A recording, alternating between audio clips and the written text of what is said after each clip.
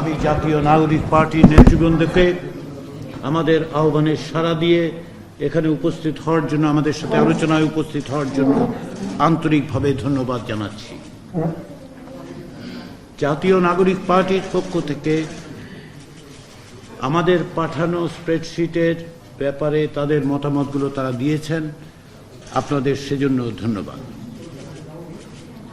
আজকে এখানে এই জাতীয় সংসদের ভবনের অংশ হিসেবে এখানে যে আজকে আমরা এসে কথা বলতে পেরেছি, কথা বলতে পারছি, একসাথে বসতে পারছি, তার সম্ভব করে তুলেছেন জাতীয় নাগরিক পার্টির আজকের যারা নেতৃবৃন্দ, তাদের আন্দোলনের কারণে।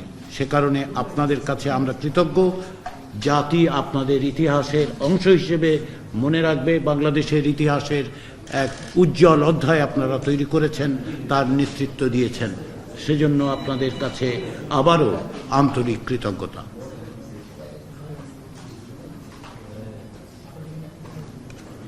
দীর্ঘদিনের ফ্যাসিবাদী শাসনের বিরুদ্ধে আপনাদের অকুতোভয় সংগ্রাম, প্রাণ বাজি রেখে লড়াই, আপনাদের সাথীদেরকে প্রাণ দিয়ে হলেও আপনারা একটি ফ্যাসিবাদী শাসককে পরাস্ত করতে পেরেছেন, একটি ফ্যাসিবাদী শাসককে পলায়ন করতে বাধ্য করেছেন। দীর্ঘ 15 বছর ধরে যে শাসন জগদ্দল পাথরের মতো বসেছিল আমাদের বুকের উপর, তাকে আপনারা আপনাদের দৃঢ়তা দিয়ে, সাহসিকতা দিয়ে, আপনাদের নির্ভীক অবিচল প্রচেষ্টার মধ্য দিয়ে লক্ষ লক্ষ মানুষকে আপনারা অনুপ্রাণিত করেছেন, যারা প্রাণ বাজি রেখে লড়াই করেছে, প্রাণ দিয়েছে এবং শেষ পর্যন্ত ফ্যাসিবাদী শাসকের বিরুদ্ধে বিজয়ী হয়েছে।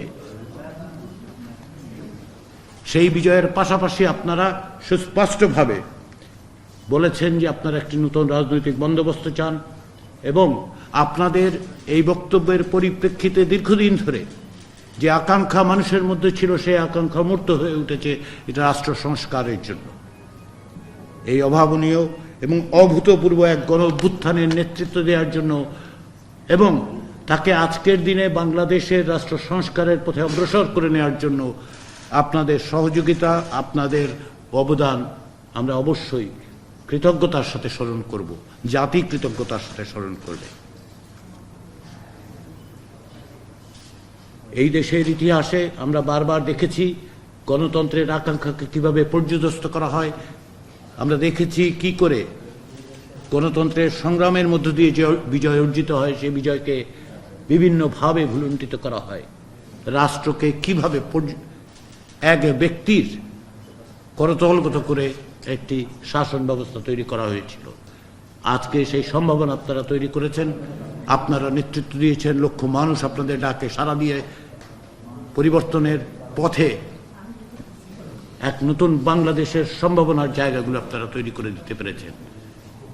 এখন আমাদের কাজ সকলে মিলে যেন আমরা একটি নতুন বাংলাদেশ করতে পারি, যেন বাংলাদেশে ফ্যাসিবাদী শাসন ফেরত না আসে, যেন বাংলাদেশে গণতান্ত্রিক প্রতিষ্ঠানগুলো স্থায়ী রূপ নেয় এবং যেন মানুষের অধিকার প্রতিষ্ঠিত হয়, যেন গুম, খুন, বিচার বহির্ভূত হত্যা এবং সমস্ত রকম নিপীড়ন আমরা মোকাবেলা করতে পারি, তা যেন সেই ব্যবস্থাগুলোকে আমরা অপসারণ করতে পারি।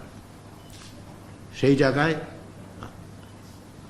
সংস্কার কমিশনগুলোর পক্ষ থেকে যে প্রস্তাবগুলো দেওয়া হয়েছে, সুপারিশ, সেগুলোর মধ্যে আপনাদের কিছু একমত আছে, কিছু ভিন্ন মত আছে। আমরা সেই একমতের জায়গাগুলোকে চিহ্নিত করতে পেরেছি, আমরা সেগুলি নিয়ে অগ্রসর হব।